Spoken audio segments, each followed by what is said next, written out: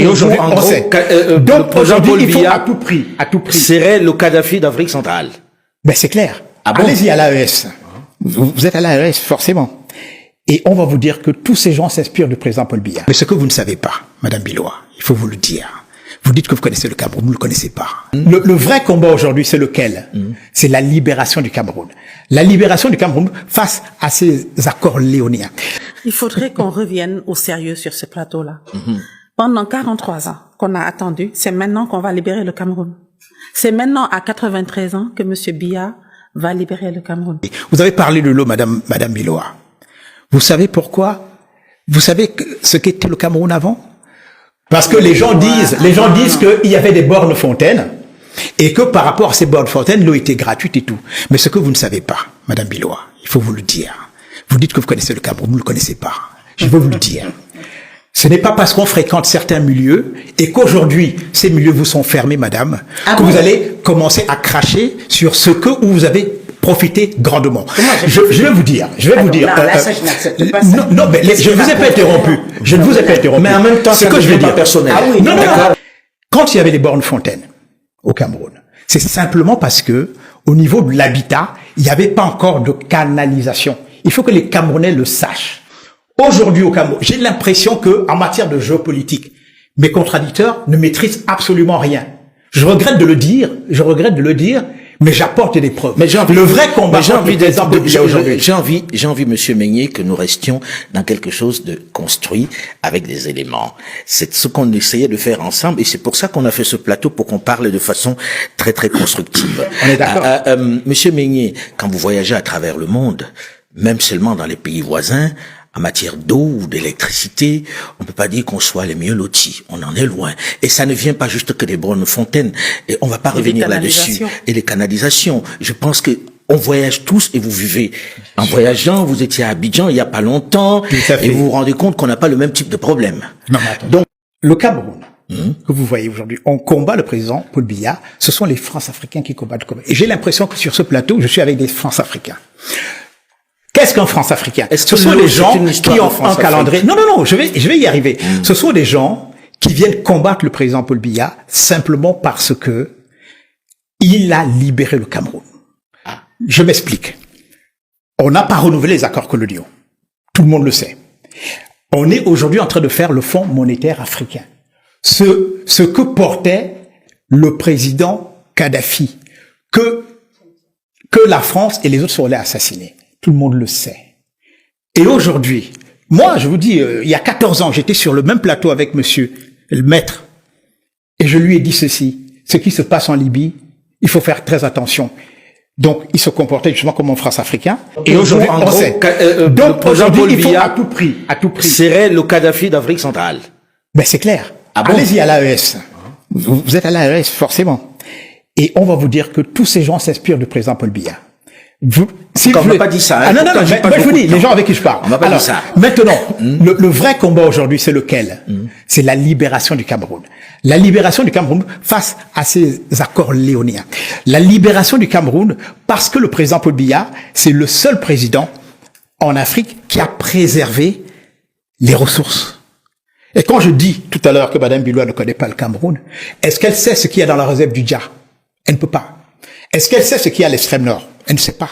Et il y a quoi donc? C'est pour ça que je parlais de superficialité, où des gens sont là, ils ne maîtrisent aucun dossier, mais se permettent de jeter l'anathème on aimerait bien sur les ces dossiers-là. Mais oui, je sais pas, non. Si c'est des dossiers occultes, vous comprendrez bien. Occulte. Madame Biloa est quand même journaliste.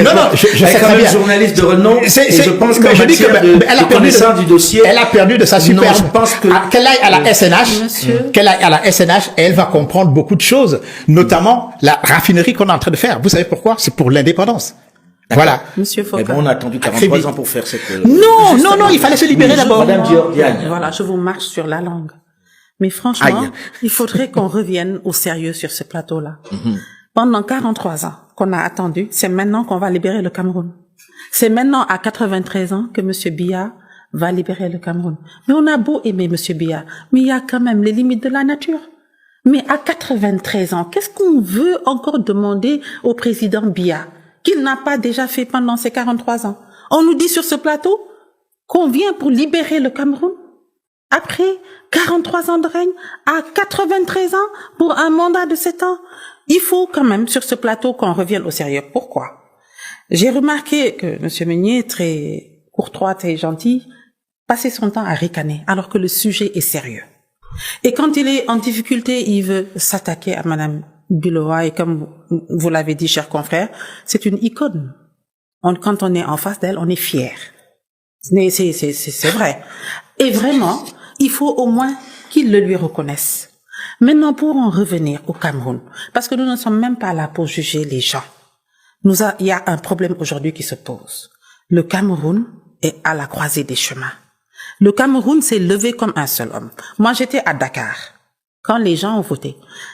Avant d'entrer même dans le Cameroun, toute la diaspora, vous avez vu ce qui s'est passé, mais les Camerounais de l'extérieur, c'est des Camerounais. Vous avez vu un endroit, un pays dans la diaspora où M. Biya a gagné les élections à part un seul pays dont je ne me souviens plus. Dans quelques jours, c'est une prophétie que je fais ici.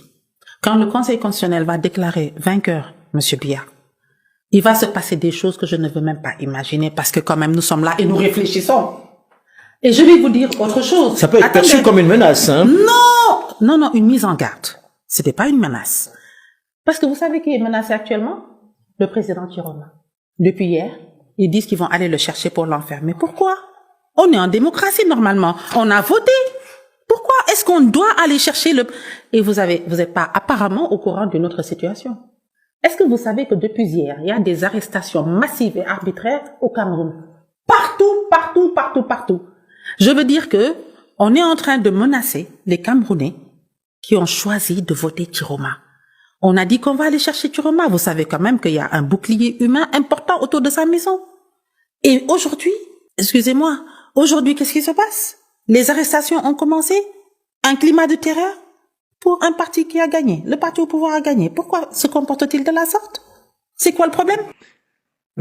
Alain Jules, que j'ai connu un peu, je l'ai connu beaucoup plus élégant.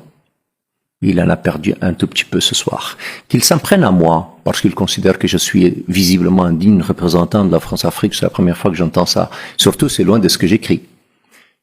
C'est pas grave. Mais s'en prendre à Marie-Roger Biloa, ça m'embête. Ça m'embête parce que vous le vouliez ou pas, le Cameroun ne nous est pas un pays étranger du tout. Ça n'est pas du tout pour nous un pays étranger. C'est un pays que nous aimons et c'est un pays qui nous concerne. Et Marie-Roger Biloa ne vous appartient pas vous seul, elle nous appartient tous. C'est une icône du continent africain, c'est la plus grande journaliste du continent africain. On lui doit tout de même un peu de respect. Pour nous, c'est beaucoup.